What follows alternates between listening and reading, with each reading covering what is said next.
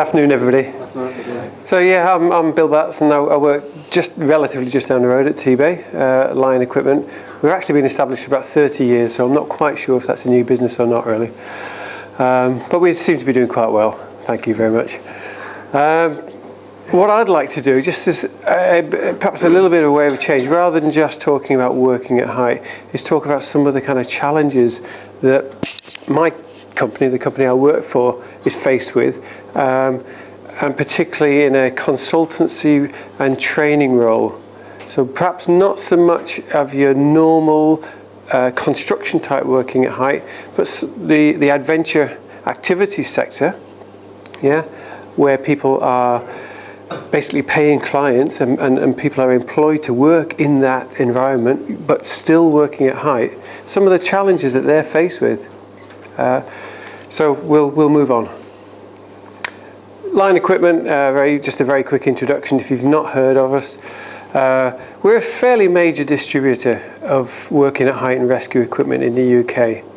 And as Tom said, we are actually doing pretty well, largely because of our connection with Batson, which is a worldwide brand of very high quality work at height and rescue equipment. But what's interesting for us is that we have a kind of a foot in two camps. My job as work and rescue training manager is to deliver training and coordinate training for that sector. But Lyon also has a foot firmly in the sports activity branch as well, because Batson and BL make equipment for rock climbing, snow and ice climbing, canyoning, all sorts of kind of slightly dangerous, high risk activities. So we have an interest in both. As I say, my job is training manager. We deliver fairly specialist training, mostly to do with working at height in the more challenging end of the market. I do a lot of rescue work. I'm a member of a local rescue team anyway, so I have a vested interest. We work a lot with the fire and rescue service. We work with the police. We've had people come from as far afield as Hong Kong and Brazil.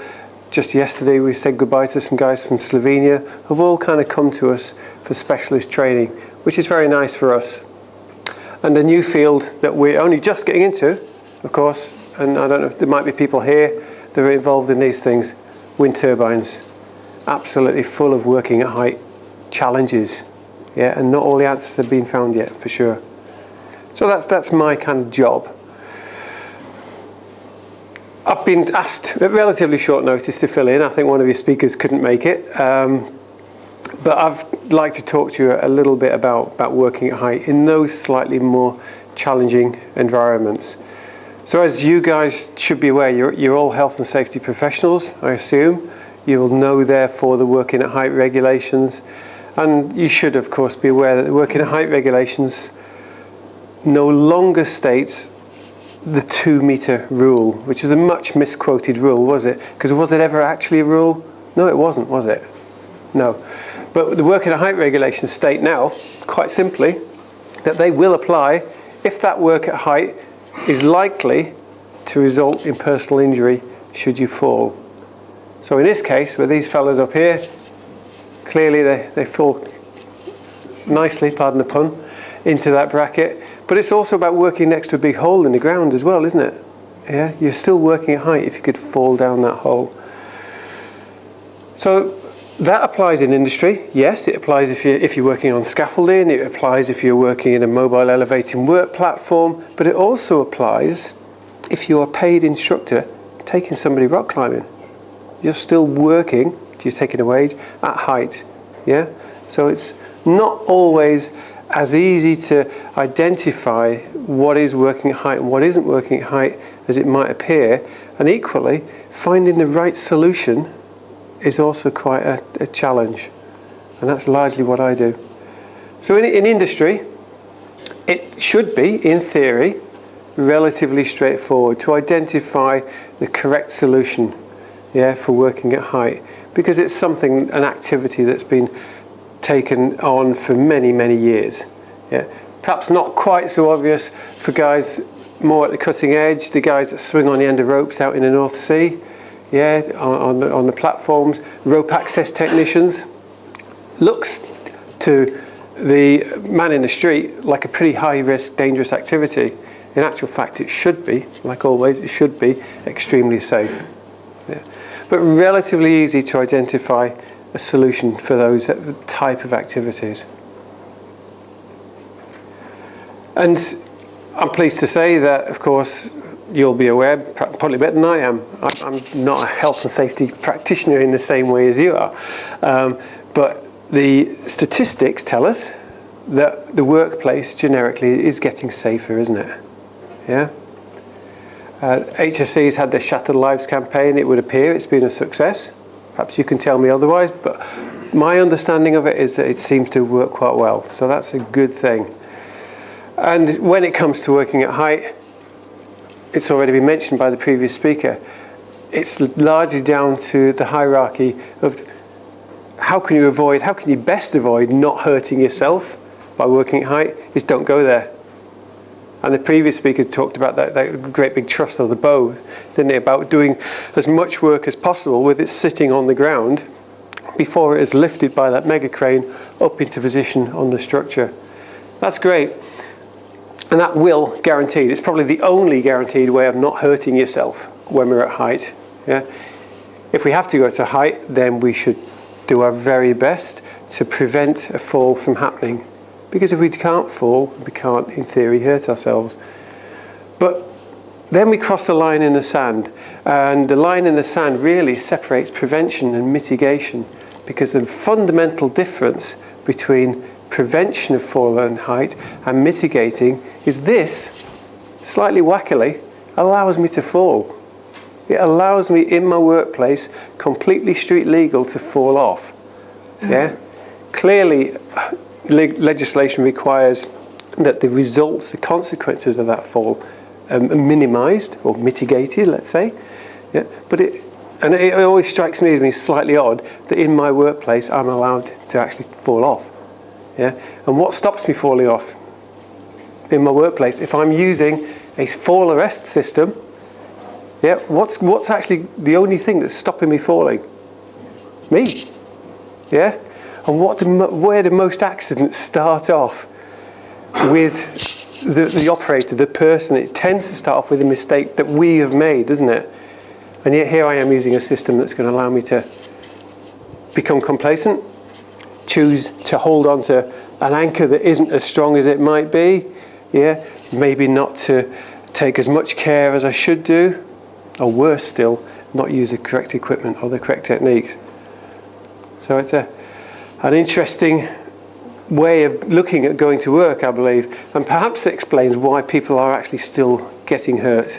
Yeah. So although the statistics tell us that the workplace is getting safer, yeah, when it comes to falling from height, there's still a significant number of people, sadly, that die, and a greater number that are injured every year. I don't know what the latest figures are. These were the most recent ones I could get. Does anybody know? Because I am genuinely interested. Do we have any later? 26 in the construction industry. In the fatalities? Yeah. Was there? Right. 2010, 2011. Right. Like so. Okay. So that's quite a lot then, isn't it? When we only had 35 across the field. So combating the fall factor, that's a slightly tongue-in-cheek name for my talk, but perhaps worth talking about and mentioning, because a fall arrest system will allow me to fall, and what decides as to whether or not I'm likely to go home at night to my wife and children, or what decides if I'm going to end up in hospital, or worse still, can be the severity of that fall. Yeah? And that's part of the mitigation equation, part of the hierarchical approach to working at height.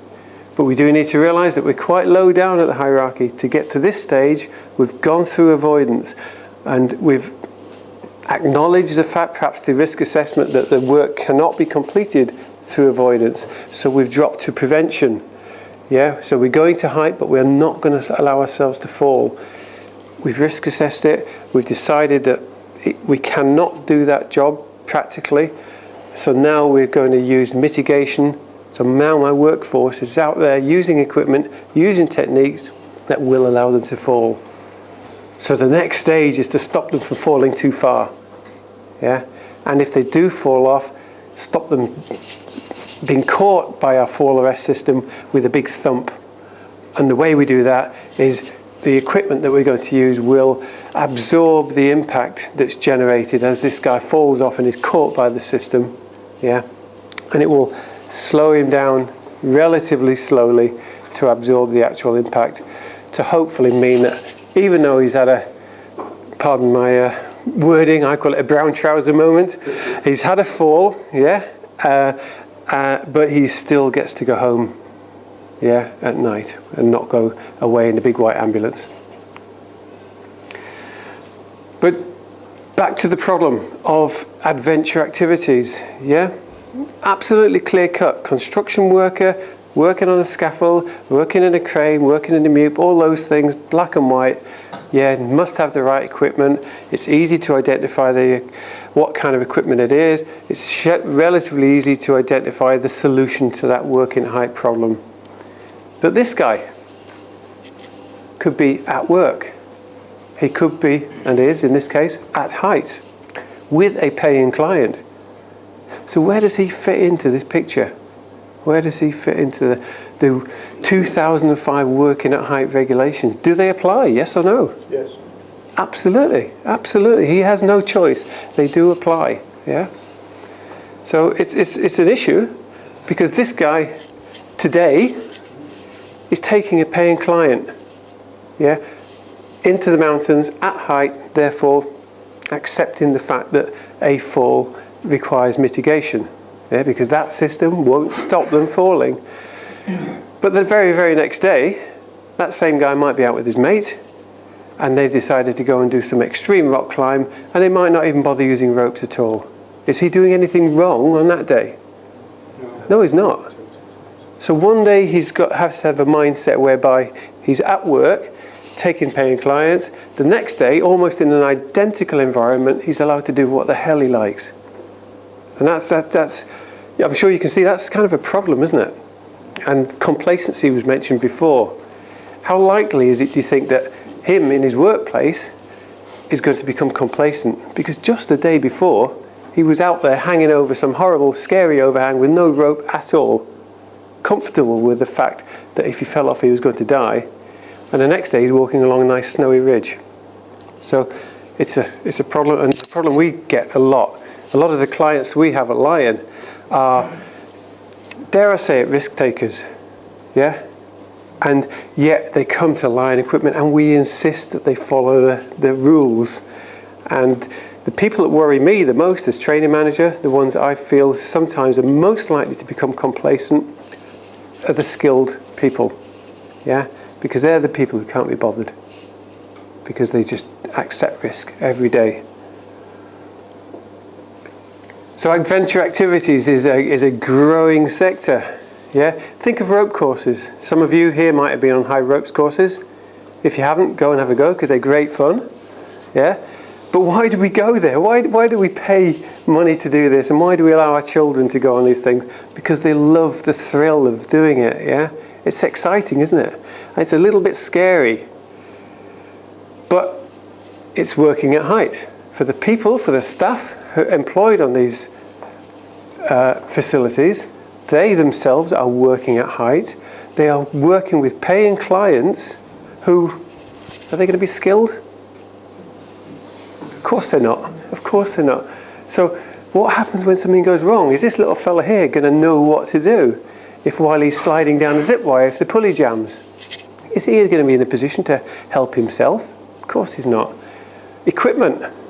I could fit every one of you out in this room with a full set of fall arrest lanyards, full body harnesses, all the super stuff from off our shelves at Lyon, and you'd look the part and you'd be able to go out into the working at height workplace and be pretty safe.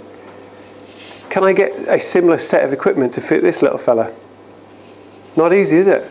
It's not easy. No industrial harnesses are going to fit these little people.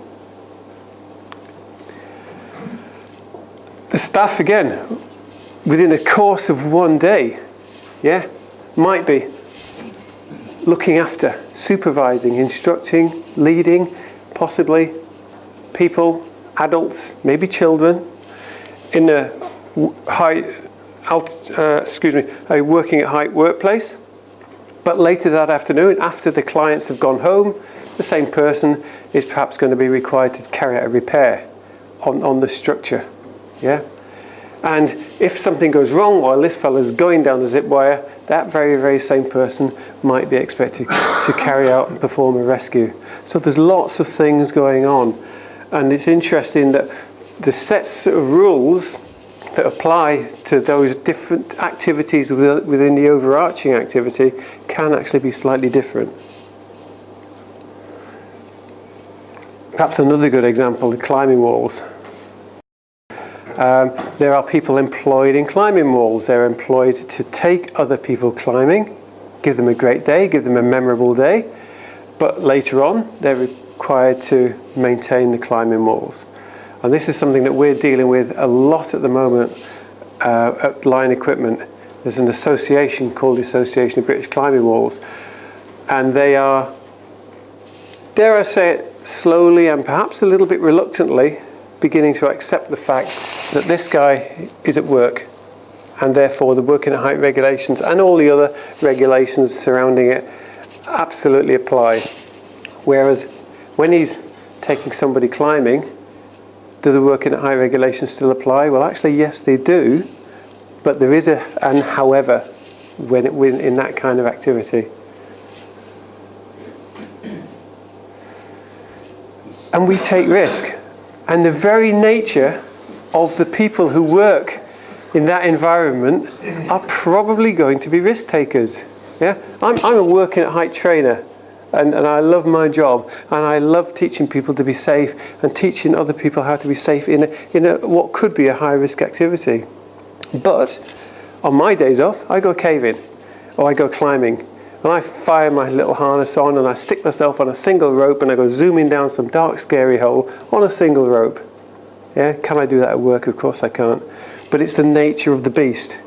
And the nature of the beast that's attracted to climbing wall instruction, to ropes courses, are likely to be risk takers by their choice. And we all are, aren't we? Yeah? Do you remember those days when we were little and we fell off the wall because we were trying to keep our balance, and we were riding our bikes and we scuffed our knees? It was a daily occurrence, wasn't it? So it isn't necessarily a bad thing, but it's ingrained in us. Generally what happens, of course, we get older and we arguably get a bit wiser. Not everybody, but we get wiser. And slowly but surely, perhaps the number of risks that we're willing to take in a daily life gets less as we get more and more sensible and we start to think about families and children and pensions and long life and good health. But we don't always, do we? Yeah. Some of us, yeah, adults. Anybody been on a bungee jump in the room? Yeah, I have. Why did I do that?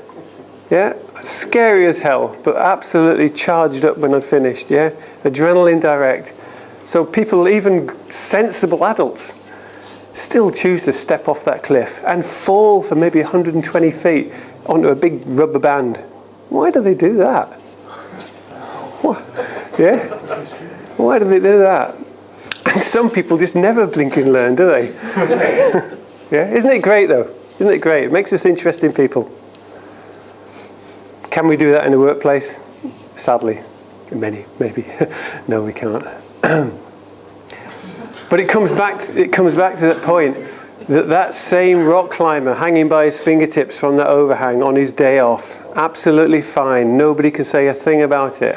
Yeah? Can he do that in the workplace? Well, it's not rocket science. Of course he can't. Is he likely to do that in the workplace? Maybe, maybe. Probably more likely the skilled rock climber, fingertip hanger-oner, is probably more likely to do that than the guy who's actually really quite scared of it all, or a new guy who's learned the lessons well and has learned everything that he knows about climbing ladders from his employers. Yeah. Is he going up? Is he going down? I'm not sure. Hopefully, I suppose he's going up. I certainly would hope he's not coming down on that. Either way, it ain't right, is it? So there's this line that we need to decide. And it's up to these people to decide, and their employers, are they at work or are they at play? Yeah, if they're at play, yeah, as in they're on their day off, they can pretty much do what they want. Nobody's going to criticize them. I regularly pick up broken climbers and half-drowned cavers as part of my rescue thing. Am I a policeman? Do I tell them off, send them to jail? Of course I don't, because I understand why they do it. Yeah? And there's nothing to say that next weekend it won't be me that's on the receiving end. So we don't criticize them, and we don't stop them doing their chosen activity. But this same person does need to realize that when they then go to work on Monday morning and they are looking after a group of people in this very, very similar environment to the place they were playing in the previous day, different head. You literally have to take one head off and put another head on, different mindset altogether. And that can be a really, really difficult thing to do. Another example, I mentioned about the work at height regulations applying even in this kind of environment. Yes, they do. But in the work at height regs were issued in 2005, weren't they? In 2007, there was an amendment made to the working at height regulations in reaction to a very, very strong body that was put forward by the professional caving and climbing fraternity. So rather than the full gamut of the work at height regulations having to apply in the mountains, down a cave, yeah, they were allowed what's called special provision. Yeah?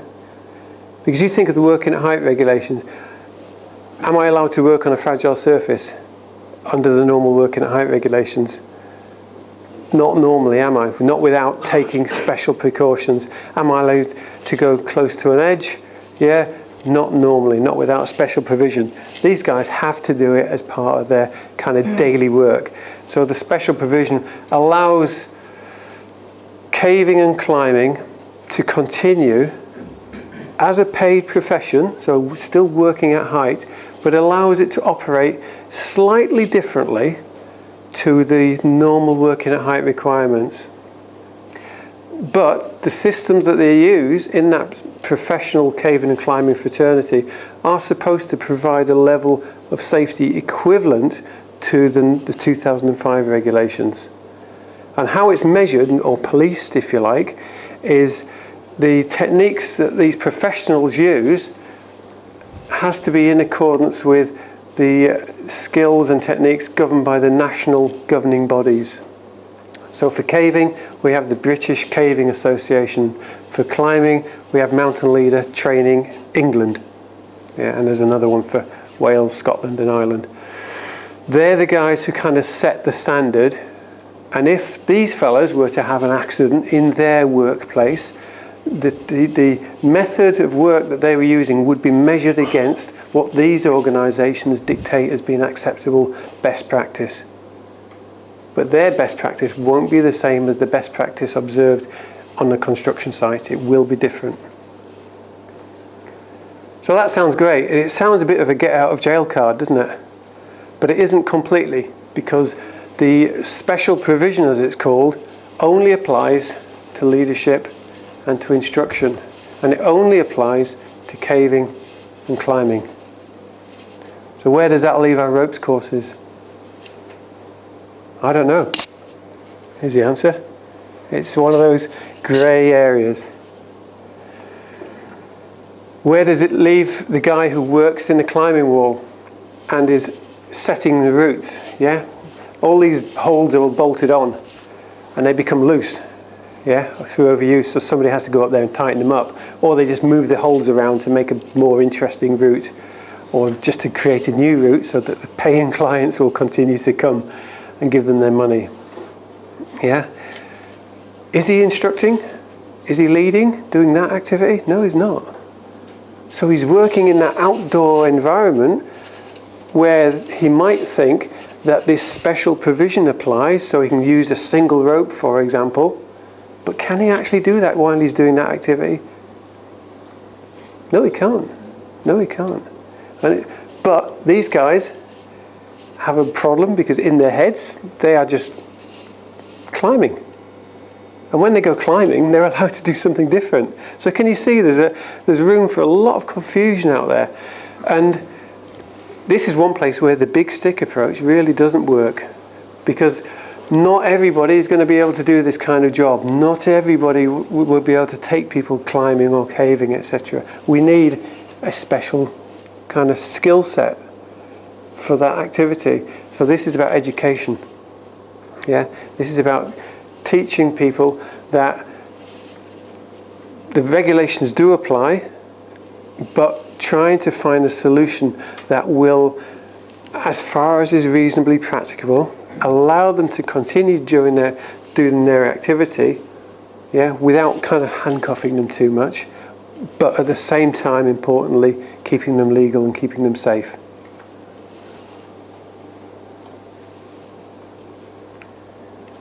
The ropes course man on a rescue, yeah? Does that apply? Of course it does. Is he at work? Yes, he is. He's at work, very much. There are some allowances allowed for rescue work, but not many, not many. Arboreal culture, yeah? Tree surgeons. Is anybody involved in this as an activity at all? They've done a great job with the HSE, yeah, convincing them that their method of work is acceptable. Because when I go to work as a rope access technician, how many ropes do I need to be on, do you think? 2. Yeah, because I have like a working line and I have a safety line. So if 2 completely independent systems, so that if one of my working line fails for whatever reason, yeah, I've got a completely separate system that's going to catch me and stop me hitting the ground and ending up in a big mess on the deck. Yeah, these guys, and I'm not criticising them at all, but they look like they're on 2 ropes. If you can see, it's not a brilliant picture, but you can just about pick out 2 ropes there. Yeah? But what does he do when he goes to his tree to go and cut the branches off his tree? He walks to the bottom of the tree, and of course the branch is up there. And they probably don't have a mobile elevating work platform to allow them to get up there and set it all up. So they get a little a bag of lead shot, tie it to a thin line, throw it up or catapult it up, or use a crossbow. They do all sorts of wacky things, these guys. But they basically fire up a line up and over the top of a branch, and then the line drops down, and they pull it through to a big thick rope, and they use 13mm rope. Yeah, so they pull it, so the rope now goes up over the branch of a tree and down the other side. So they then attach one attachment to this rope and the other attachment to the other rope. So it looks like 2 ropes. Is it 2 ropes? Of course it's not. Whichever of these 2 ropes fails, he goes to the ground. Bang. Yeah? But good on them, they've done a great job. They persuaded the HSE that that's the only acceptable way, so power to their elbow. It helps to be specialist. There's nobody really out there that can tell them that they're doing it wrong. In my rescue world, I'm a voluntary member of a rescue team. Do the working at height regulations apply to me? What do you think? Yes? No? Yes, no? Let's have a quick show of hands out of interest. Who's for yes? No, but they should. And who's for no? Okay, that's getting on 50-50. Slightly more on the yeses, I think. Slightly more. Yeah. The answer, actually, the technical answer is no. Because I'm a volunteer. Yeah. A purely voluntary team, all the legislation stuff, technically, doesn't apply. Does that mean to say that rescue teams can just go and do what they want? No, of course not. Should they obey accepted best practice? Yes, they should. But it's nice, and that works well for rescue teams, because what that allows, we are very much working at height, and quite often in fairly high-risk environments, because generally somebody's already hurt themselves, and we're having to go into that same environment and do the sort of sexy thing and bring them out and get our photos taken and all that. But it is good because it means that on occasion, where necessary, we are allowed to kind of step outside of the regulations. And an example I'll give you, if I go on a rescue underground, I'm very much working at height. Yeah, a fall is likely to hurt me severely because there's no soft landings underground. Yeah, but when I go down to a casualty, I want to get there pretty quick. So I will generally go down on a single line. Yeah. They'll zip in there really, really quick, get to the casualty, and while I might be doing the first aid bit, the TLC and all that, and persuading them that they are going to survive, sometimes they do, they usually do. Then the rest, the cavalry, if you like, the rest of the team will set up the extrication system, which in the Yorkshire Dales where I live is always up. Yeah, there's not many caves where you go out the bottom. Generally, people fall down and go. They reach safety by going that way, not the other way. So the rest of the team will set up a 2-line system for extrication. So that's us kind of making the best of what's available. And the organisations that run tree surgery, climbing walls, ropes courses, they're not a kind of fly-by-night outfit, and it's very easy to criticise them, but actually the main bodies, their governing bodies, are actually working very, very hard to try and find a solution. And this is something that we work very closely with these bodies to try and work at an acceptable but still legally satisfying solution. And it isn't easy. And that kind of just brings me on slightly to the inspection of equipment. Yeah. Again, you've heard of the working at height regulations, you've heard of PURE, you've heard of LOLA. Yeah. And there shouldn't be anybody in this room that hasn't heard of those. Lifting equipment requires inspection every 6 months if you're going to attach a person to that lifting equipment. They're legal, black and white, can't argue with it. So if I'm lifting a person up a cliff, yeah, in the workplace, or I'm lowering somebody, or if they're hanging tight on my 2-line system in the rope access, LOLA applies to me. Yeah.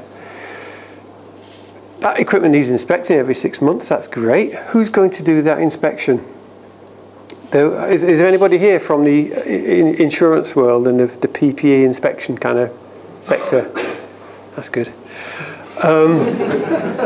Because what do those people know? A sweeping statement. What does the lifting tackle man know about? He knows about lifting tackle. He knows about chain blocks, and he knows about big steel pulleys and so on and so forth, doesn't he? What does he know about personal fall protection equipment? What does he know about that? What does he know about the kit that this fella's using? Because he's in suspension. Yeah, the lifting and operations and lifting equipment regulations apply every bit as much to this guy as they do to somebody lifting a crate load of Toyotas off a ship and putting them onto the dockside. But I'm being a little bit careful and perhaps a little bit tongue-in-cheek, but what does my lifting tackle specialist know about this device here, which has got spikes on it, and it's got a wheel that turns, and it's got something that deploys if he falls off? What does he know about this, which has specific safety features? Quite possibly not a lot. Not a lot. And yet there's lots of firms out there who are paying quite a lot of money to an inspector who's coming in from outside, looking at the kit, and that person is carrying out an extremely important job, a 6-monthly thorough examination of this equipment, which is then going to be used by operators for a further sort of 6-month period. And it's something that concerns us quite a lot at Lyon, that there are people out there who are kind of inspecting equipment that, through no fault of their own, may not have the specialist knowledge required to actually inspect it as it should be. And at the end of the day, how important is a piece of fall arrest equipment? Pretty damn. Because for fall arrest equipment to come into play at all, it's back to that mitigation thing, something has already gone wrong. As we say at work, you're heading south. Yeah, and the only thing between you and the concrete is that device there. And if that doesn't work because the person that inspected it didn't fully understand what the consequences of a missing tooth was of there, then we could pay the consequences. So normally in the workplace, yeah, the solution for our working at height problems, if we want to call them that, shouldn't be too difficult. It could be something as simple as, in this case, a full body harness, a fall arrest lanyard, a good helmet, not a sight helmet, but a proper working at height helmet. That will keep that fella reasonably safe. Yeah. while we're identifying the solutions, we need to accept the fact that that solution might actually be unique. So you can't have an off the sort of shelf solution to every single work at height problem. And at the end of the day, whatever solution that is come up with, it's got to work. We mustn't kid ourselves. Yeah. The scaffolder, dare I say it, who wears the harness because his boss makes him, and he carries the 4LOS lanyards because his boss makes him, but can't be bothered to clip him into anything. Might look the part. Is he safe? Of course he's not. Of course he's not. Completely kidding himself. So the system has to be effective and it has to be used correctly.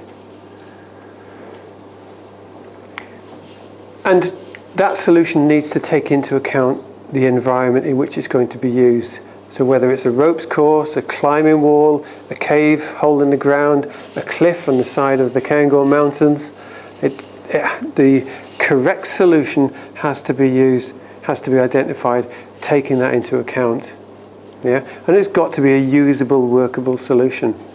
And I put this slide up because fairly recently, sadly this work fell through, but we were asked, this is a super yacht called Orca. I'm not sure which Sultan of Brunei or whatever that it belongs to, but a few quid's worth. Working at height on that. There's maybe 20, 30 crew on something like this.